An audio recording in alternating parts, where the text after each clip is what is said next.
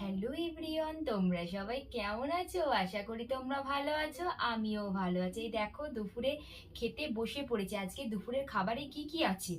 ভাত আছে, শসা আছে, পাঁপড় ভাজা আছে, আর ভেন্ডি আলুর তরকারি আছে, আর মাছের ঝোল আলু পটল দিয়ে। আজকে এই দুপুরের মেনু। আর তোমাদের কি খাওয়া হয়ে গেছে না হয়নি আমাকে প্লিজ একটু কমেন্ট করে জানিও। আর আমার ভিডিওটা যদি তোমাদের ভালো লাগে তাহলে প্লিজ একটা লাইক, কমেন্ট আর সাবস্ক্রাইব করে দিও। এই দেখো আমি এখন খাচ্ছি। আর যে লেট হয়ে গেছিল, ফরজি বাবু আসতে দেরি করে ফেলে দিয়েছিল, ডিউটিতে ছিল।